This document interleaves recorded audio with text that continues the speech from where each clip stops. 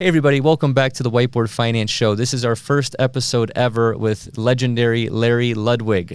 Some of you may not know him, he may not be a household name, but if you are a personal finance nerd, then I'm sure you've heard of his website, or former website, I should say, investorjunkie.com. Thank you for joining us, Larry. How you doing?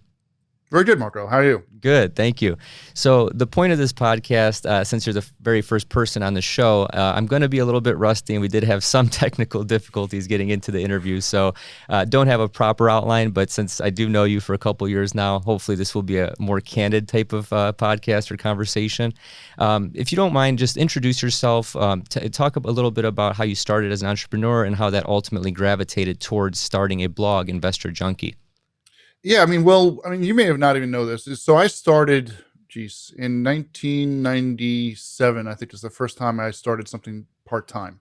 So I had a web hosting business, web design firm, and was doing it part-time. So that was one of the original, I was one of the OGs as far as side hustles, and did it while I still had a full-time job. And, grew that to a point where I was able to do it full-time, brought on other partners, went through multiple partners over those years, to make a long story short. Eventually bought out the last partner and did it for myself from about 2003-ish, 2004. And basically after about 5 years of doing it myself, got really tired with web development, web hosting, really realizing how much of a commodity it is, where everyone's expecting everything for, I always joke as a price of a cup of coffee. And so why I was looking for other opportunities. So I really looked at affiliate marketing, knew already affiliate marketing at some level with my web hosting business because I was selling other services through my own business, and realized, well, if it could be that profitable for my own web hosting business, which was generating about a third of the revenue, why can't I do it for, another blog or create a blog by myself? Because I was creating blogs for others that were profitable. And I'm like, why can't I create my own business? And that's kind of where the proverbial light bulb went off in my head, that I liked personal finance, I liked investing, saw other successful blogs being sold. Bankaholic was the one I've referenced before that sold for about 12 million in 2009, I think it was. Mm-hmm. And just realized that was an opportunity for me. And it was done all through affiliate marketing in that guy's case. So why not create my own blog? I understood all the technology, I understood finance to a certain degree. Why not create my own? And I created Investor Junkie for that purpose. That's great. So the people that don't understand affiliate marketing, do you want to dive into that very quickly, just to understand or explain how that business model works? Yeah, affiliate marketing is you're selling someone else's or promoting some other person's product, and you get commission per, unlike say ad banners, you get commission per sale. So you only get paid if there's a sale. If there's no sale, if the person clicks on a link, browses that product and doesn't sign up or buy that product, you get zero commission. So affiliate marketing is much different than ad banners, where ad banners you usually get per click. And so it's in some ways it's almost treating like it's your own product. And that's kind of what my mentality was from the get-go, is treating affiliate marketing as if it was my own products, understanding, tracking, measuring of things. Again, we can go over that in detail or not, but the goal was to really treat it as if it was my own products. But affiliate marketing in the end, it's not your own products. You don't have any inventory. You don't have any, customer service. You just pretty much on your end marketing or promoting a service, and you get paid for it if that person converts. So in a way, you're almost like a commission salesperson. So you sell X amount of revenue and you get a percentage of that revenue. I know there's different types of models, but just for the beginners in the audience. Yeah, exactly. So and the thing that's interesting is, in my case too, I wrote a review and comparison tool. So the whole point was to really compare various investment services on Investor Junkie. And while one way we're getting paid, but the other hand, trying to also be impartial and say we discussed these various services. So I also even reviewed products and services that we got no affiliate commission for, and really made sure we were comprehensive. So that's more of a business decision. But we did the full gamut of, again, affiliate marketing. That's the only way we in fact made revenue. So we had no products or services of our own. Interesting. So at its peak, what would you say some of the numbers were for Investor Junkie in terms of, monthly traffic, if you can get into revenue? I'm sure you have an NDA with who acquired the blog, but and if you want to talk about that, great. If not, no big deal. But what were some of the traffic numbers? The traffic numbers I can disclose. The sales amounts or the income per month I can't. But what I can say is geez, revenue or traffic wise, we were generating about 250 to 300,000 unique page views a month Wow. at the peak. And where it came out to be a little over 3 million a year in traffic. That's awesome. Was that mostly organic through SEO, search engine optimization, or was that through paid ads? How did that work? Mostly through organic search. I would say 90 to 95% was from organic search. So we were a little high compared to other blogs out there, but almost all of the traffic was organic and grew literally from zero. So that's one of the things that's also fascinating, I'm sure, for most people, is how do you build a blog from literally zero? I didn't buy this site. I literally built it from scratch, registered it in December of 2009, and grew it to where it had 3 million per year in visitors. And that, that's definitely something you have to really understand how, search engine optimization works. And that's a whole other, topic into itself. Yeah, absolutely. So I don't want to get too down the rabbit hole because this podcast is going to be kind of all over the place. I want to maybe focus more on the entrepreneurial side. And then also, why did you get into the personal finance space in the first place? I know you mentioned that you had a passion for it, but was it a chicken or the egg kind of a thing? Did you see that there was a big acquisition through the website that you mentioned, so you got into it, or were you already into personal finance before the blog started? That's a good question. I mean, always was interested, even in college. So, I was when I was in college at Clemson University, I was literally, using Quicken, the personal finance tool. And meanwhile, none of my friends were like doing anything in terms of personal finance. But I was thinking ahead of, again, there was always a desire to understand personal finance, because at the time I would consider my parents weren't really good at it. And the proverbial light bulb went off at that time that I wanted to make sure I didn't go down the same path my parents did. And I was really destined to make sure that either I feel most people either become their parents or they do the exact opposite of their parents. Exactly. I mean, you laugh at that, but that's true though. There's no like middle ground usually. And I was destined to make sure I was going to learn about personal finance and learn about investing, learn about the things that my parents didn't do. And that's kind of, I think I always had an interest from college onward, and really made sure it was a priority in my life. And from that, again, come 2009, I think it was just the meld of the two, that I, knew the tech side. I saw other bloggers like Get Rich Slowly, for example, and being very, really successful at what they were doing. And again, that light bulb kind of went off saying, well, if they can do it themselves, why can't I do it? I mean, part of me was also like, well, I'm not a financial expert. I don't know this stuff. But yet on the flip side, I actually probably knew much more than most people in terms of investing in personal finance. And also on top of that, owning a business on top of that for many years. So I just, with all that said, it just made sense to go down that rabbit hole and decide to, so that in terms of a chicken and egg, it was kind of both. That I saw there was not many, most of the blogs at that time were really about getting out of debt or discussing debt. And honestly, where I was at personally and financially, it was like, that stuff doesn't interest me, and wanted to create a blog that was really more spoke to my needs. And I'm sure there were probably others as well. And there weren't really many at the time investment blogs. There were ones maybe on like Motley Fool at the time still existed, or other, sites like reading Wall Street Journal, New York Times, but there was really no blogs that dedicated itself to investing. So I kind of looked at that as maybe an opportunity as well. Absolutely. So if I'm putting the pieces together, you started this in December of 2009. When did you end up selling the blog, and for how much, if you don't mind disclosing? I sold it for July 2018, and I sold it for $6 million. $6 million in about 9.5 years, or 9 years, if my math is correct. About that, yeah. Interesting. Okay. So if you had to talk to any aspiring entrepreneurs or people looking to get into a quote unquote side hustle that are listening to this show right now, speaking on your decade or more of experience, actually 3 decades if you're counting building the websites and side hustling. Sorry, I'm kind of like dating you here, but well, I'm updating myself. I mean, it's like I literally, the thing that's funny is, I've been developing websites, since 1994. 94. I mean, the web was just, in fact, actually I was in college at the time, 93. And one of my bosses interviewed Mark Andreessen. Mark Andreessen, if you guys know who he was one of the co-founders of Netscape. And at the time, he was still working for the NCSA, which is a Chicago-based like college organization. But make a long story short, that was when the web was just in its infant stages, and I saw the opportunity for the web to be where it was just going to be an economic powerhouse and just change or revolutionize the way we do commerce. And sure enough, it did. So I at that time really was one of early adopters to the web and really looked at the opportunities. And even if you say late 90s, I was still early in the game.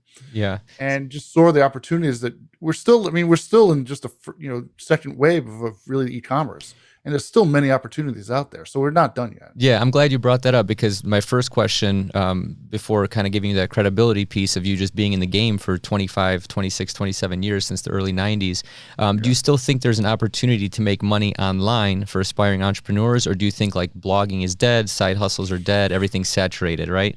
Well, I mean, we've discussed this previously. You kind of know my mentality. Yeah, I mean, without question. Blogging's not dead. If anything, it's becoming more and more prevalent because of you have channels like social media. You have if they could literally shut you down at a moment's notice for something that you didn't even know you did or possibly didn't even do, but yet their AI bots will shut you down because if you're not in compliance, so to speak. The wrong thing. Wrong thing. Yeah, I mean, wrong thing. In your case, like with YouTube, I mean, a concern I always have is you can definitely do very well with YouTube.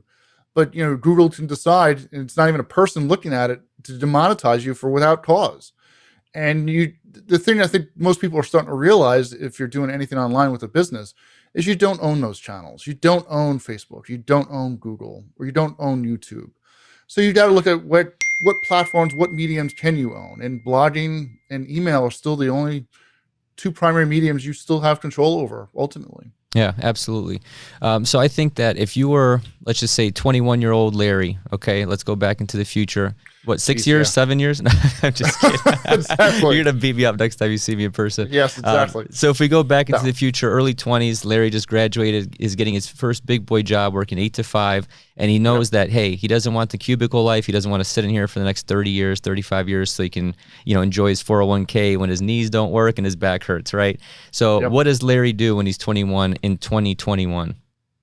I mean, it's the same things that I did kind of when I was 21 or getting out of the first job. Is I knew that working for someone else sucks, to put it simply. I mean, that's I always knew that. And some of it was based on, I think, my own father and his experiences and seeing what the pains and tribulations he dealt with in the private sector. And I kind of realized that really at an early age and decided I didn't want to go down that path. So the first, I think, foremost for anyone, be it me or whoever, was to decide this is not the path I want to lead. I want to do something different. I want to become an entrepreneur. And it's something that it's not an overnight success by all means. I wasn't, but it's something you got to, look towards your path and say, there is a final destination. And if you asked me 10 years ago, you'd be a writer for a blog, I would have laughed at you. And ironically, I became an author, a publisher of, a very popular blog. And, so by all means, you have to expand your knowledge set, your skill sets, and look at what's called, Stat Adams does this, the author of Dilbert, thank you. And he talks about talent stacking, right? And I'm all about that. To me, you take a bunch of average or so-so skill sets and you combine them into, a powerhouse. And you really look at, in his case, he's, a decent artist, a decent writer, a comedic writer. And from that can create, Dilbert and do very successfully. And it was no different for me. I took, my understanding of technology, understanding marketing, my capability for copywriting, and understanding then from tracking as well, affiliate marketing, and made that into Investor Junkie and did very, very well with it. That's awesome. Yeah, I think that I listened to that episode. I think he was on the Joe Rogan Experience when he talked about talent stacking. He's mentioned he's mentioned it a lot. Actually. Yeah, he's mentioned it a lot. Yeah, but he talks about the gist of it, I believe, if I remember correctly. This was a couple summers ago. But you don't have to be number one at any one thing. You just have to be, number 4, 3, 2, and then you stack those things on top of each other, and your end product is still going to end up, among the top 5 in that industry or niche, if you will. Totally. So, yeah, I think that's great. And I think just from my experience as a YouTuber, I'm a one-man show still. Everything you see set up here, I set up myself. I did all the research. I'm not patting myself on the back. I'm just saying that if you have that motivation and that natural curiosity, I think that you can become almost anything in this playing field with the internet. I think technology is the great equalizer. So would you still build a tech-based business today, or would you go to brick and mortar? I mean, just knowing what you know through your 25 years of experience. Well, I mean, in the age right now we're in, with COVID still existing, I mean, to me, it's just sped up the whole process. To me, it was already happening even pre-COVID in terms of brick and mortar. While not going to disappear, it does need to adapt. I mean, even look at Amazon. Amazon's not abandoning, if anything, acquiring brick and mortar and understanding the value for brick and mortar. So just like any other transition phase, like, people were all up in arms that, with the advent of TV, that radio would disappear. With the advent of the internet, TV and radio would disappear. I mean, they don't disappear. They just have to morph or adjust accordingly, because each medium, for example, has its positives and negatives. I mean, there's things that can be done online very effectively, but with the traditional storefront, it just can't be replicated. Even, I mean, they have done things like, dresses or shoes or clothing online, but it's still, nothing beats the experience of physically going to a store and trying on that, a dress, a shirt, whatever. So those things are not going to go away. But I mean, to me, at least, I've always liked digital marketing. I've liked selling digital products. I liked being online. To me, it's a much more comfortable fit for me, and allows me much more of the digital nomad, online style, that really afforded me to do the things I can do, where I think owning a storefront just is not scalable. Absolutely. And I think just from you hit the nail right on the head. I was going to get into scalability. Just if you look at like YouTube or a blog, you can reach anyone, anywhere, 24/7, 365, as opposed to having, business hours, if you will, with a brick and mortar business. The other thing I wanted to talk about was that digital nomad lifestyle. A lot of people seem to be gravitating towards that. My one buddy was back home in Cleveland. He was visiting from Austin, Texas. He works at Oracle, and he's actually going to take, a couple months off and just literally work from, I think, Costa Rica, I believe. And you can afford to do that now. If you were back in early 20s, is that something that you would consider, or are you considered are you still the family guy? Because you and I have similar lifestyles. I have a family now, so it's a little harder. I mean, if I was 21, would I be living, for example, in New York? That'd be a hell no. Yeah. I'm cold right now. I'm in my house right now and I'm freezing my ass off in Cleveland. Like my heat's all the way up. Like, what's going on? So, I mean, I would probably be living in Puerto Rico, based on the tax advantages. Taxes, the business options in Puerto Rico. But, with a family, right now where I'm living, I'm in New York. I mean, I'm looking to pursue an actual secondary home in Florida.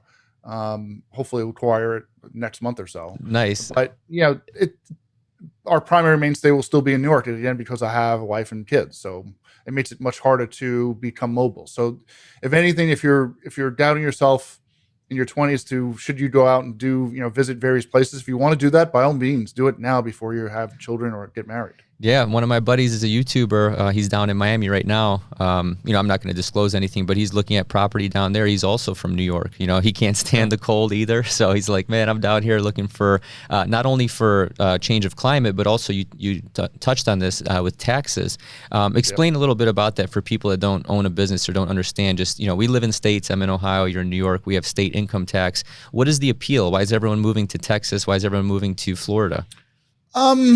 I mean, like you said, the weather aspect of it's definitely part of it. The regulation is another. I mean, granted, if you're a digital business, you probably don't have many employees, or if at all, if there are employees, they're not probably even in the same state. So a lot of them are 1099 or contractors. But there is something where, in my sale of my business, as an example, I could have literally bought a nice house in Florida. Based on the state income taxes. Based on the state income taxes alone, which are expected, based on recent news articles, are going to go up even higher in New York State. Now, that's a whole other topic, we can get into or not, but ultimately, it's the state taxes are not an insignificant factor, and shouldn't be the only factor in terms of deciding where to live or where to open a business. But it definitely affects, as far as your decisions and what you do and what you don't do. I mean, regulations and taxes do affect your decisions as a business owner, without question. Yeah, I see a mass exodus of all these Californian YouTubers or high-income earners with businesses, and unless you're in the ultra wealthy, you don't mind. You'll pay for the convenience or the sunshine tax. But the people that are kind of like small to medium-sized business owners, they're reconsidering. They're the ones that are moving to Austin, Texas. They're the ones that are moving to Las Vegas, Nevada, and potentially even, Miami. I know Miami's mayor is making a huge push to turn that into the next, Silicon Valley or the next crypto. He's literally, tweeting out or replying to tweets that people are saying, like, I want to move to Florida. Okay, what can we do to help? I mean, how weird is that? I mean, that's very bizarre. I mean, it's great that he's doing it, but it's very bizarre also. Yeah, I think he's trying to jump on a new opportunity. The only thing keeping me from looking at Miami is I keep seeing these big studies of floods and hurricanes, and it's rising, 6-8 inches, over every couple decades. I'm like, I don't know. We're looking at West West Palm Beach, so it's a little bit northern of that, but still the same issues. I mean, to your point, I mean, not for anything, I have a condo here in New York that was affected by Hurricane Sandy that literally was demolished or destroyed. So, I mean, you're not safe from anywhere. Yeah. I mean, hurricanes happen, climate changes, all those issues, whether you have to deal with it or not, it's a whole other topic, but it's things are, there's no guarantee of anything, be it, tornadoes, hurricanes, what have you, and natural disasters, fires, same issues. I mean, not for anything, California has had major issues in the past year from fires, as an example. Absolutely. That's why everyone should move to Cleveland. The weather sucks 6 months out of the year, but we got Lake Erie, you got a freshwater ocean, and no earthquakes, hurricanes. no fires, hurricanes, earthquakes, or tornadoes. Yeah, it's only cloudy 180 days of the year. So, no, all joking aside. So I feel like we're digressing here. So just to bring the focus back onto some certain current events, I want to go back a little bit into what you're personally doing for your portfolio. Now that Bitcoin is going through another huge bull run, has this appealed to you at all? And you're a little bit of a technologist as well, and I know you like to keep your finger on the pulse. Does Bitcoin appeal to you at all? And then just from a more overarching question, I'm probably stacking too much stuff on top of each other here. What is your portfolio looking like? Do you feel like we're in a big bubble equities-wise? What are you investing in, if you don't mind me asking? It's interesting, As far as technology, I'm not against Bitcoin itself, but I guess the biggest issue I've always had with people discussing Bitcoin, thinking it's an investment. That's always been the thing I've railed against people discussing Bitcoin. It's just like gold or cash itself. It's not. It's a means to store value, and that's the thing that you have to always understand first and foremost with Bitcoin. So I'm not against Bitcoin by itself. Do I have some? Yes, but not by any means. It's nowhere near a significant part of my portfolio. But it's something that I think people construed as it's an investment, and it's not. So that's the first thing we have to get out of the way. The second issue is that it could store value. And I guess one of the things that it definitely is not a good hedge because of the way things currently are. It matches things like the S&P or any stock portfolio index. And it's therefore it has correlation very much so to those. If you're trying to hedge or do something that's diversification, Bitcoin is not really a great diversifier at the moment. I mean, will that change in the future? Who knows? Maybe. But right now, it really is in alignment with the S&P 500 as an example. So absolutely, that's a concern of mine if you're going to look at it as a hedge or means of diversification. So that's therefore, in my case, no, I don't have much in Bitcoin. I mean, to me, do I think cryptocurrency or blockchain will be huge in the future? Without question.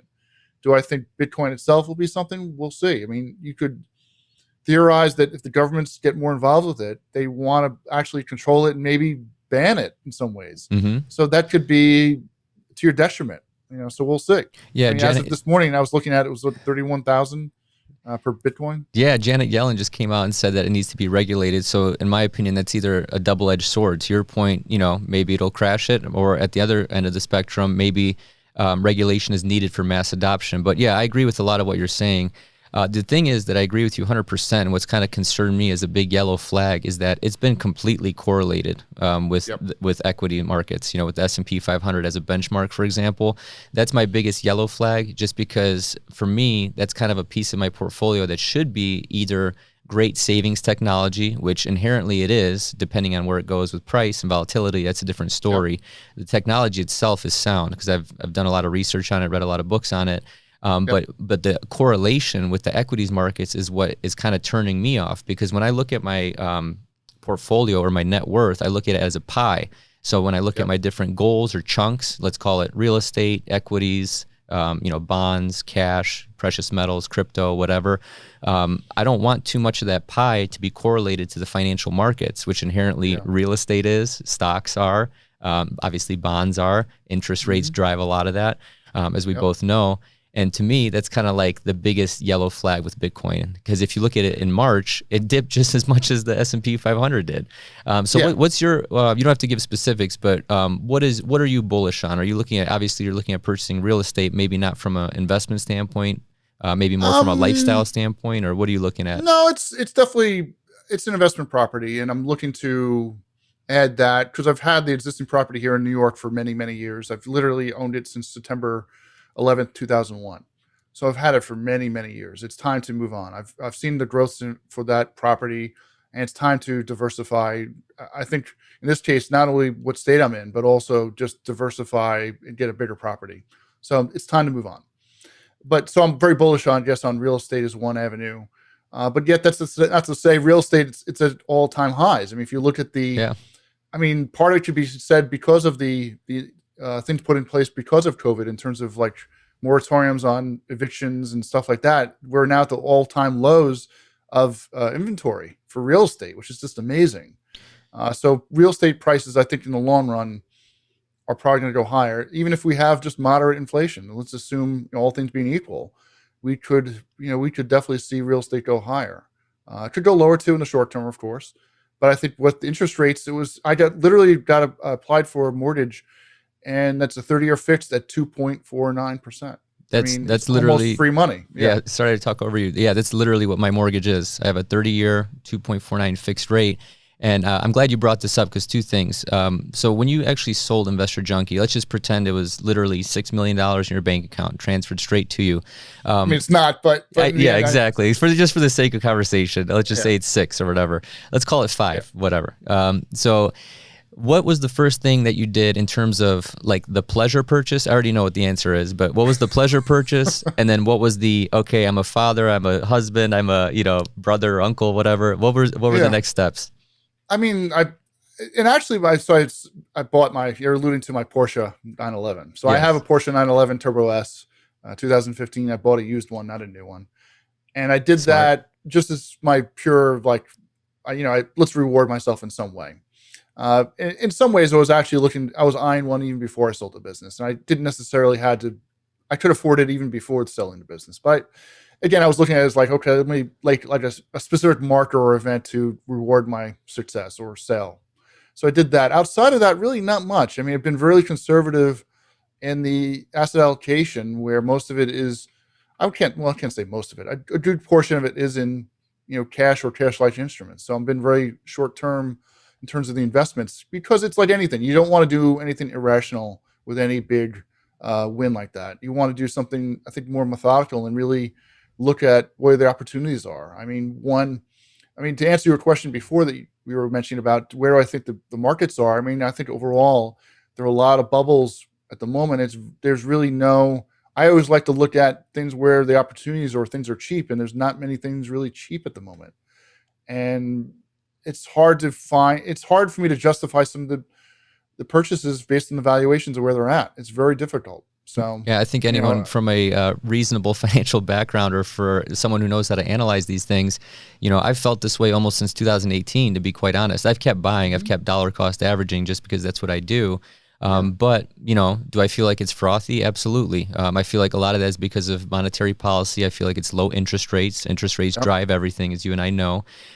So just for the audience, in case they don't know, typically when interest rates are high, the cost of borrowing money is high, meaning that the velocity of money typically slows down, which drives asset prices down. But when debt is cheap, when interest rates are low, you typically see that inflation in assets, as you mentioned. Real estate, all-time high price per square foot. You look at equities, all-time highs.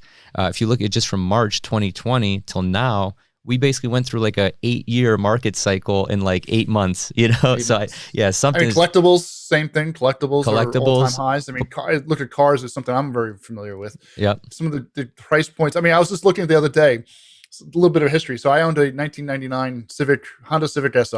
Oh, nice. A decent car. I mean, at the time, I was looking at the price points of what people are selling them for now for unmodified, it was pretty hard to find one nowadays, unmodified. They're going for $20,000, $30,000, $40,000 with only say 20,000 miles on it. This is for, again, a 2000, year 2000 car. Yeah. And they're going for above what normally, the car at the time I purchased it was only 17,000.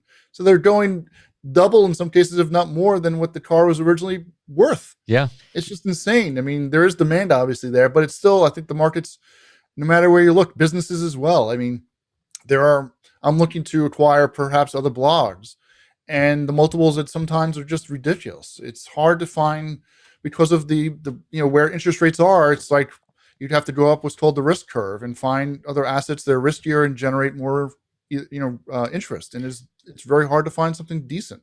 Yeah, I'm glad you brought that up. Let's talk about that a little bit. How was your blog valued when you sold it? And also, how are you evaluating some of the blogs that you're potentially looking to acquire? So, I mean, blogs are usually, and there's some good things about this and some bad. I think one part of it is blogs are usually valued at purely the amount of traffic you get and the amount of revenue you generate. And the way the revenue is, maybe it could be over a per month or 6-month period or a year. It depends on, some people value it differently or do it multiples of either per year or per month. But ultimately, if you do it per year, the multiples can be anywhere from 3 to 5, even higher in some cases, depending on the income that blog generates, or it could be on a month-to-month basis. So you can have, if it's monthly, it could be 30, 40x multiples. So ultimately, that's how blogs are valued. And there's not, the interesting thing in my case is, and it's something I, in the sales process, discussed. If they're going to look at really a multiple of the business itself and not look at some of the technology I developed, I said I want to own that technology, and decided to say I want to own that technology and then use it for my own purposes. As you should. Because which they didn't want to value it. So I said, okay, I'll take that and use it for other things, and did just that. So, but that's typical. That's not most people who are looking to acquire blogs look purely at the numbers games. Is the income it generates, the traffic it generates, and then is there pockets of opportunity where they can, if the blog is being under monetized, can they better increase that monetization, or can they increase the traffic, or both? I mean, it's really only the two major things that move the needle in terms of valuations. Yeah. So that's that aspect of it. In terms of my side, I think there's certain sectors, certain businesses that are more appealing to me than others in terms of niches. Part of it being, I already created a personal finance blog. Do I want to get back into it? Maybe not. Run my blog, Larry. Run whiteboardfinance.com. Well, we could. Please. But I'm spread too thin. Yeah, I mean, that's the problem with any. That's the same thing as well. As I'm looking at. I actually put an offer onto a fitness blog. It was weightlifting, and I liked that blog. But the multiples at the time were just a little too frothy for me. Yeah, I feel like these websites, I look at it as commercial real estate. The way you value commercial real estate is through its NOI, its net operating income. Basically, where can you raise the rents? Where can you increase the income of the property? If you're self-storage, can you raise the rents? Can you sell boxes? Can you sell scissors, tape, whatever, different services, moving services? That's how you really increase the value of the property. That's the same way that I look at these websites. My brother-in-law, he's really big into that, basically flipping websites, kind of like you would flip a house. It's more of a short-term kind of game as opposed to building an authority site like Investor Junkie. But I do see the appeal in that. To me, it's just a realm or a world that I don't really understand that well yet. My best and highest use of my time is still on YouTube. How do you feel about that? Yeah, I mean, it's interesting for my end. I'm selling services or consulting, and I can't do, per my NDA, discuss my previous blog, right? So I need something that's less meta than here's me showing you how to make money off of you, making money off of you. I want to have a blog that really is a showcase of the technologies or the things I do to increase it. So I'm looking for something to acquire for that sole reason of I want to showcase it as here's what I did to do X, Y, and Z, as opposed to, again, using my own blog. With that said, in terms of what you mentioned, I mean, YouTube is an animal into itself, which is you're definitely doing really good at. But I think in the long run, we've talked about this offline, is having your own blog is definitely critical, because you want to have something that, again, you're not totally in control by Google. Absolutely. Google decides to say, we hate your content and devalue or demote you or completely block you. You don't want to be, losing a business overnight. Absolutely. But that's the thing that a lot of YouTubers, Twitter, Facebook, what have you, have all had that issue at some point. Yeah, I noticed some of the YouTubers that are less, business savvy, say it's someone, or actually I don't even want to give examples, but just pretend it's someone who's less business savvy. They don't really understand the amount of risk that they run by running their business on someone else's platform or someone else's channel. That's why I try and own, I don't mean this own literally, I mean own my audience through email, through different other platforms that are mine, the website, contact forms, courses, schools, things like that. I feel like once you establish that relationship with your audience and they like, know, and trust you, and you bring them onto your platform, then it's kind of like that 1,000 fans theory, meaning like if you have 1,000 fans that'll pay you $100 a year, you make 100,000 a year, that kind of a thing. So to I me, mean, the yeah, thing, go ahead. I was just say the thing that's interesting is people think affiliate marketing is great. It is great in some respects, but it doesn't have without its risk. No business is perfect. I mean, be it a YouTube channel that you do really well at or a affiliate marketing blog, there are risks. For affiliate marketing, they can literally shut down an affiliate program overnight. So you have no control over the products in which you market. That happened during COVID. There's Totally. a couple. It happened in 2009 as well. The 2009, a lot of affiliate programs shut down. And with blog, you're really relying on SEO. So you're still relying on Google at some level. You just have to realize what the risks are, and then how you can, like investing in anything, how do you diversify? How do you make sure you don't have one source of revenue or one source of traffic? Mm-hmm. So if you were starting a blog today, what niche are you looking at? Are you looking at personal finance, or is that too crowded still? It's not crowded. It's more a matter of I've did that, done that. If I was still, I would have never sold Investor Junkie if I really wanted to. I felt I did everything I wanted to do and had to say, and now I'm trying to move on. Mm-hmm. Where I think, for me at least, entrepreneurship or helping other entrepreneurs is a better way of channeling my time and effort. Are you doing that today? Well, yeah. Nudge, wink, wink. nudge, wink, link. Yeah, I have my own blog, LarryLudwig.com. So what do you do? So this is not a free plug, even though it is. My point is that I'm actually a student of Larry's in his course. Tell us a little bit about what you do there and what you offer there and why you chose to go down that route. Is it more of a giving back kind of a thing with a little bit of monetization, or is this your bread and butter? No, it's definitely helping other entrepreneurs. I mean, I think one of the things that I've really gotten, it's interesting with Investor Junkie, right? I wanted to be much more holistic and discuss owning a business there.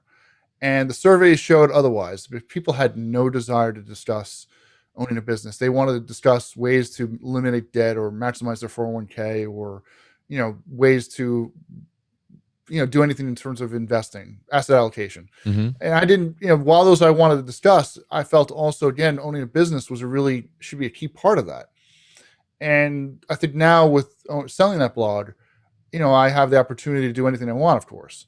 And I think now I just get more enjoyment helping other entrepreneurs with their challenges in running a business, and what can you do to be more effective online, since I did really well at that. So to your point, it is a means of giving back. It's obviously a business as well. It's not a charity. Of course. But it is. With any business, you want to make sure you're at least, I'm not at the moment taking any salary from my own business, but I'm using it as a way to just grow the business and reinvest those profits back into the business itself. You wrote an article the other week that I loved. I shared it on Instagram. So if the people that are listening to this didn't see it, tell us a little bit about that, how all personal finance gurus are liars. I love that title, and I love the message in that video because I resonate with a lot of that. Well, it's interesting. Someone got the analogy of where I got the source of that title from, and it's Seth Godin. I don't know if you know who Seth Godin is. Mm-hmm. Seth Godin has a book called "All Marketers Are Liars," and the book is a great book, by the way, but it gets into the whole why marketers are liars, and it is the same issue with personal finance. Their personal finance in general, while the advice they give is not necessarily bad advice, it's not going to make you wealthy. And I think most people think when they're not wealthy that the way to get rich is invest in the stock market and you'll just get these instant riches. And that's not really the stock market, or just overall investing in passive means, is a way to maintain your wealth. It's not a way to create wealth. The way you create wealth is by your job or by your business, or something you do actively. Your income. And your income. And I think most people fail to understand or realize that. And there are definitely better, not all ways to generate income are created equal. There are ways, you can trade your time for money, and there are ways to do it much more where you can scale it. And doing a business is one of those things you can scale. And most people, again, don't understand that and look towards personal finance gurus, if you will, as the means that they have the answer to everything. Yet in reality is they didn't become wealthy by giving out the advice they give, is by the businesses they own. So yeah, Susie Orman didn't become a multi-millionaire by cutting back a couple of coffees a week. That I can guarantee you. So I don't know if you saw my Instagram post on how Elon Musk became the richest man in the world by cutting back, 32 billion lattes or something like that. Well, it's true though. I mean, people, and the book by MJ DeMarco, Millionaire Fast Lane or something like that. Millionaire Fast Lane, which is a great book. he really talks about the fake gurus, and I totally agree in that sentiment. So yeah, not everyone really fully understands that process and really I'm not saying, again, the advice they're giving is outright bad, but it's definitely not the way they got wealthy themselves. And it's not the way if you want to become wealthy, that's not the way you're going to get wealthy either. It'll make you much more, again, there are many people that have owned businesses that fail miserably with personal finance. So I get that. And that's something definitely I want to help more people with. But in the same notion, it's not how they generate their income, their massive amounts of income. It's because of the business they owned or by the job they worked at. Absolutely. And I think one of the biggest comments I get, so I have a couple of videos about Dave Ramsey, one praising his 7 baby steps, now it's a good foundation. The other one talking about how he's wrong about credit cards. Basically, his gist is that, no adult human being on the planet should own a credit card ever and never use it ever, right? He's wrong about investing too. Yeah. Well, that's a whole different podcast episode. Yeah. We'll shoot that one at the bar. That's something that you literally could talk a whole episode about how bad his advice is. Yeah, I think he's like an Alcoholics Anonymous for finance, which is great. And I like a lot of the stuff that he talks about for, everyday person. But it's so funny in that I talk about how Dave Ramsey is wrong about credit cards. And in the comment section, it's either people 100% agreeing with me, and I'll get the couple of Dave Ramsey zealots that say, well, he's a multimillionaire. What are you? It's like, what does that have anything to do with his advice? Like, he sold a product and he scaled the crap out of it through, churches and all that stuff. It's like, what does that have to do with my opinion? So that's the one thing that going back to your article, which I really liked, is that you have all these people on YouTube that are like, oh, my portfolio is $8 bajillion. Well, that's because you invested all of your YouTube earnings back into the market. And now it looks like, you're some like genius stock picker, and you're also the product of a 12-year bull market. Like, come on. I tweeted that the other day. I don't know if you saw that TikTok video of the couple. Oh, no. With the Ohio State hoodie on. No, I don't claim them. Yes. Well, they with the Ohio State, I forgot, I was trying to look up their TikTok account, but they touted how they, went up, the way they were tracking or the way they were making money online or making money with investing was to literally get into momentum trading. They weren't calling it this, but they were getting into, watching the thing follow up, and as soon as it goes down, to sell. And that's how they made their money. Yeah, that's how you do it, right? You buy low and you sell high. Duh. I wish it was that easy. I mean, we would all be multimillionaires. Yeah, it's funny, man. When I see people that are like, what really gets to me, man, the side of YouTube that is really kind of irking me, and I don't care. I mean, I just produce my own content. About this. I saw this other day on tweets. It's like I got exposed to this whole other side of the algorithm, man. It's like all these penny stocks, all these people are like 19 years old. Like I'm not even going to say what I was going to say because I want this to be a PG podcast, but never mind. I'm not even gonna go there. So anyway, you'd be laughing your butt off right now. But anyway, like I see these titles with like, caps lock, emojis, flames, 700%, we're doubling up, get the bag. And I'm just like, I get it's like more of an entertainment kind of a thing. I fully understand that. But man, it's like, imagine being like impressionable and younger and thinking like this is actually how you build wealth over time. To me, that's kind of laughable. But well, I mean, let's use the example. I worked for a startup back in the late 90s called Commerce One. And I forget the exact gains I had. I was able to purchase stocks or options before they even were public, and left the company before they went public. So I had fully vested stock options. Mm-hmm. They went public, and I sold almost exactly at the peak. It was pretty damn close. And the gains I calculated, I have it somewhere, but it literally was like 1,700%, some crazy amount. Like something that, that's just totally winning the lottery. I get that. It's not something you're guaranteed. By all means, people think that, well, that's replicable. No, that's not. That's winning the lottery. That's basically the effect I had for that event, and proceeded to lose some of it or a good portion of it because of the stock market as well, because I invested all the profits back into the stock market. But the point is, that type of thing is like a one-time event. You're not going to see that ever again in your lifetime. I surely don't expect to see that, even with my own businesses. So most people think that's a common event, but reality is it's a fluke. And that's not a process. That's not something you did. That's just purely luck. So I think most people conflate luck with understanding how to run a business and what's skill.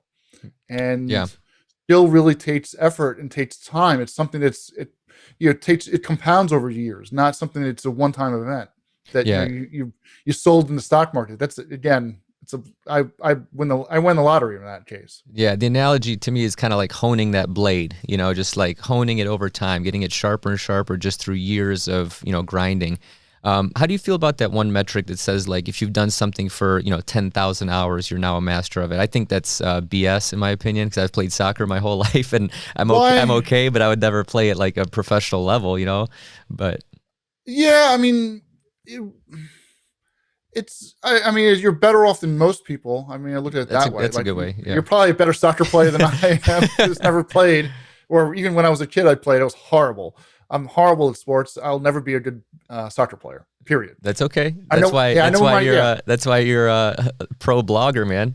That's why I know where my strengths are. I know where my weaknesses are. You have to really understand. I think part of the process is understanding some people are more talented by very nature on certain areas than others. I know I could never be great at sports, but yet as far as technology, I'm very good at it. I'm excellent at it. I've been doing it since literally 12 years old. So you have to understand that definitely puts me at an advantage compared to someone else using tech. Mm-hmm. So you have to look at what you're good at, what you're just overall naturally inclined to.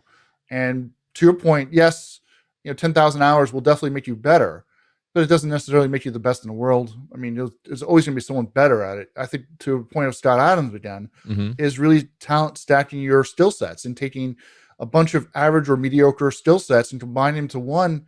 And that really makes it much better than everyone else. That's really where I think the talent stacking really is what makes you better. Yeah, that's a huge takeaway. I think that people should definitely, and this is just my opinion for everyone who's listening, I think people need to play to their strengths, whether that's, God-given or nature-given or whatever you want to call it. For example, like you and I could never play in the NBA. We could practice every day. It's just we're limited by... Even with my height, yeah. Yeah, I could be, who knows? I could be 6'5" and still not be able to make it. But my point is that my ability to be able to break down information on my own YouTube channel, outline it properly and present it in a digestible format, me speaking and presenting is easier than, say, for example, writing a book. Like, that's not to say that I'm a bad writer. I'm a pretty decent writer. It's just that for me, I'm more natural at presenting and speaking and being naturally inquisitive. And I stack that with my natural curiosity of like, oh, what lighting is good for a whiteboard? What mixer is good for a podcast? I have the ability to kind of like be curious, and those are my two strengths. And then like Whiteboard Finance or this podcast or this interview that we're doing is just a byproduct of that. And I think that once you keep stacking those skill sets, like I'm not the best podcaster in the world, I'm not the best presenter in the world. I keep pointing this way because that's where my whiteboard is. Everyone's like, what is he doing? My whiteboard is over here. So my point is that like, I'm not the best presenter in the world. I'm not the best, podcaster in the world, but if you keep stacking those things and providing value, I think things take care of themselves over time. Totally. Cool. So we're coming up almost to an hour. I think we're at about 50 minutes here.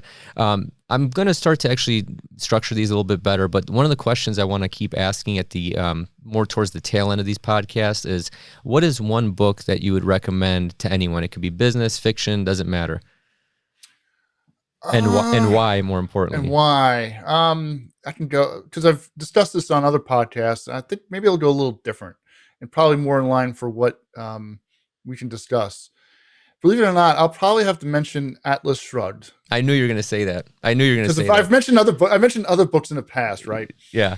And like MJ DeMarco's Millionaire Fastlane, it's a good book for actionable stuff. But in terms of concepts, and this is where I'm sure people are going to think, well, Larry's a zealot for Ayn Rand and whatever. It's, in some ways, it is a horrible book. Let me be clear, so that she desperately needed an editor. She needed to really shorten it and get clearer on her statements. But in the same notion, there are definitely things about it, not only could ring true today, what you see happening in society, but there are definitely a lot of philosophical statements. I think you have to, it's such a she's such a misunderstood author and such a understood book. So I think you have to understand those things and take it, what people say out in the world as far as reviews. I think in some cases it's clear after I've read it that people have no idea what they're either they misconstrued things that she wrote in the book or didn't read the book at all, or both, or purposely trying to say she's about this or that. She's not. So that's one thing. The other thing is, as far as an entrepreneur, I think there's definitely things you can glean from it and understand as an entrepreneur. So there's definitely aspects of the book that if you're really looking to become an entrepreneur, there's things you can learn from it. Absolutely. Without question. Yeah, I think that's a great recommendation. The funny thing is, if you go to like goodreads.com and read the reviews on that book, it's either like 5 stars or 1 star. It's like there's like no middle ground, you know. People again, either love it or hate it. Well, there's definitely aspects of it. Like I've said, it should be shortened. There's a part of the book that literally is 50 pages long, and like, okay, just get on with it. I get it. But there's definitely things to learn from it and understand from it. I've listened to it now. It's a hard book to read. I actually had to use the audible version, which I liked more. And I've read it now 3 times or listened to it 3 times. So it's definitely things I've gotten out of it in the past, 5. I only read it like about 7, 8 years ago. And most people, I think, read that type of book literally in their like teens or early 20s. And I've read it like early 40s, no less. And it's just very bizarre. Yeah, I'm definitely a late bloomer in that sense. But it's something that definitely resonated with me as an entrepreneur. So that's kind of why I recommend it for this podcast today. Okay, so the ultimate question here, and this may get into not necessarily political, but just philosophical. What I'm seeing, philosophical. Yeah, philosophical. What I'm seeing with my like younger friends. So, say for example, I have my friends. They have younger siblings. That's kind of bordering into like Gen Z, even. That kind of a thing. Yeah. Some of the Gen Z I'm seeing is like, we're screwed. We need $8 million minimum wage. This is unlivable. Like, what do I do? Like, I want to live off the government kind of a thing. And then you have like other side of the spectrum, which is kind of like, maybe entrepreneurs' philosophies where it's like, I'm control my own destiny kind of a thing. I already know where you stand on that spectrum, obviously, but how would you have a conversation with like both those people, or at least with the Gen Z that feel that way, that feel like disenfranchised? I don't know if there's an easy way to. I mean, ultimately, you can't. I guess as I've learned over the years, you can't convince anyone. They have to really learn it for themselves, or experience for themselves. In the end, if someone came to me saying, why is this? Why are things the way the world is, and not understand it, or subject themselves to questioning it, I think is really where you want to discuss then philosophically where you stand, or what things can make more sense philosophically. But in terms of just like anything, you can't force a horse to drink. You can't force someone to learn something if they're not willing to. So that, to your point, I think it's really a matter of where they are in their journey. And some people, open their minds and change their viewpoints radically. I mean, there've been many cases where people start off as socialists in their early 20s and realize, well, wait a second, not only do I have to pay taxes on all these things that are not effective, or government's not effective on them, but yet, it prevents me from then becoming a better person. And I think that's it. Some people don't get it. It really depends on the person. I think it's really, each person has to, I mean, in my case, it's more a matter of, I always, I guess, learn to question things and not always accept everything to be what comes out of, be it our political figures or ultimately our leaders, as being accurate or truthful, and really understanding that, I have to control my own destiny. I have to control my own world and not rely on necessarily others. To me, that's usually a recipe for failure. Yeah, I completely agree. My parents are immigrants. They came here from Eastern Europe, and it's Southern Europe, I guess. But, they came here in the 70s, man, like born and raised in Cleveland. I've lived here my whole life. I see like the old school immigrants, how they used to do things, and they had nothing, man. They had no handouts. They had no nothing. They would have duplexes where one family lives upstairs, the other family lives downstairs. And now, just in 30, 40 years, we somehow made it, into decent suburbs, middle class for sure. And that's all within one generation. But, I make the analogy of like my wife's grandpa. He worked at Ford 6.5 days a week, 7 days a week, overtime, everything, Cleveland, Ohio, old school, LTV steel, all the Rust Belt, Pittsburgh, Detroit, Cleveland, a lot of immigrants, man. And when you see that work ethic, that's inherently instilled in you. And the other thing is, I think that with just like community or family, the family unit itself, I think that's a big springboard to success. It can also be a double-edged sword. You can hate your family. You can't have a bunch of you can't pick your friends or your family or your neighbors. That's the thing. So, but I mean, you can go both ways with family. Yeah, 100%. There's definitely, I love my family, but there's definitely things about my family that, again, like I was saying about from the beginning, personal finance, I was like, okay, I'm not going to replicate them financial wise. I want to make sure I learn from them and become a better person from it, and did so. And again, that was a goal of mine. So I guess I set out to make those goals of, but yet you can have others that have like these really great backgrounds, right? And again, financially, they have everything, but yet screw it up. Yeah. They get into things like drugs, or just ultimately, throw everything away and do really wrong things. And that's something ultimately you have to drive your own life and look for what you want out of it. I mean, you have one life to live and not let others decide it for you. I think that's really one of the ultimate, philosophical statements in Atlas Shrugged, is making really sure that you live the life that you want to lead and not let someone else determine it for you. Yeah, absolutely. I think that whatever this is, simulation, God, nature, whatever, whatever we're talking, it's too early in the morning and this is just coffee. It's not like ayahuasca or something. It's not DMT. I think that whatever we're living in right now, I think that as long as you're acting, being a good actor, doing unto others as you want done to yourself, being a good neighbor, that kind of a thing, and not hurting people, I think that you should absolutely have, your ability to lead your life the way you want to lead it. That's more of like a libertarian standpoint or point of view. And I think you're kind of a fan of the Austrian School of Economics as well, like sound money. I don't know. I'm probably putting words in your mouth. No, you're accurate description.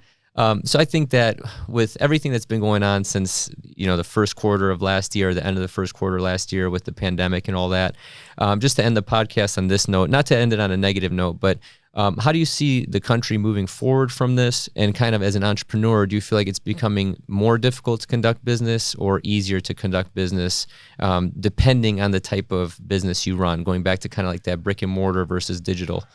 At least for as on one hand, entrepreneurs are really well regarded, well respected, right? In the overall, like if you look at Elon Musk, well regarded. On the other hand, people look towards Elon Musk and Jeff Bezos, for example, as these evil capitalists. We got this like double-edged sword. On one hand, they love that they're successful, but at some point, it's the tall poppy syndrome. They're too successful. They must be cut down to size because they're too successful. Damn them. And it's a weird environment, and definitely as an entrepreneur becomes it can be a very lonely endeavor, because you're going by very nature, going against many others and what their beliefs and philosophical beliefs are. And it's something that, ultimately you have to know that this is either you believe in yourself and this is what you've destined to be done to do, or just ultimately realize that this is what you want to do and be damned to everyone else and what their beliefs are. And again, by very nature, we zig when everyone else is zagging. And it's something that I guess at an early age realized that and said, to hell with it. I don't care. Mm-hmm. I don't care. And just as I've gotten older too, care even less that what others think. I mean, I do want to make sure our customers are happy and ultimately care what their opinions are. But to some point, a lot of people, I think in the past year, we've gotten a lot of bad advice from a lot of, even people with good intentions, forget about malintent. I think we've gotten a lot of bad advice in the age of COVID on various topics. We can name it. And it's just, you just got to look towards ultimately what's best for you and go down that path and not really listen to, that's to say you should listen to experts and what they have to say to some level. But again, they could be completely wrong and or have been wrong. So why, and this is not just COVID necessarily, it could be any topic. It could be about owning a business. The mantra most people will say is owning a business is risky, right? But yet, you could argue owning a business, if anything, is much less risky than working for someone else, that you can be laid off at any time and lose your job and have that sole source of income. Where owning a business, you can have multiple sources, multiple customers, and not be relying on just one person. So, in the end, I think to answer your question, I think entrepreneurship is definitely something that's, if you really want to do it, you have to really want to do it and not take it half-heartedly and not do something half-assed. You have to really look at it as it's a definitely a different thought process than what most people have. Yeah, I completely agree. I think I've been a natural contrarian for everything like my whole life, not to intentionally just be one, but I feel like entrepreneurs typically see things differently, whether it's investing, whether it's, rejuvenating a defunct business, whether it's, taking a piece of land and turning it into something, whether it's apartments or whatever, to use a real estate analogy. I think that the people that kind of zag when everyone zigs or zigs when everyone zags, those end up being asymmetric bets. A lot of times those are losers. Could be 8 out of 10, 9 out of 10 times, but the 1 out of 10 that hits, it's a sustainable living. And to your point, I love that analogy. I've heard that before, is that it's more risky to almost be a W-2 employee because you're almost at the whim of that company or your employer, as opposed to, hey, I can bring on 6 new clients this month. My monthly recurring revenue just went up by X amount of dollars. So if I lose 2 of those, I can still cover the nut and live based on the other 4 customers that I have. So I love that analogy. Any last parting words? I know we kind of got a little bit heavy at the end of there, but just for anyone that's listening, my demographic is typically, early 20s to mid 30s, people that are my age, probably all the way up to your age, anywhere from, Gen Z to Gen X. What parting words would you have for them in regards to, entrepreneurship, life, investing, just life advice in general? I think ultimately don't listen to others and do what you think is the right thing to do. Love it. Thank you, Larry, so much for coming on to the Whiteboard Finance Show. First episode ever. I was probably a little bit rusty and rambled, but it was easy with you because I already know you. Thank you so much for coming on, Larry. Where can people learn more about you or find you? You can go to larryludwig.com. It's probably the easiest place. And you can find then all my social media stuff as well. Okay, perfect. Thank you so much for coming on, Larry. Thank you.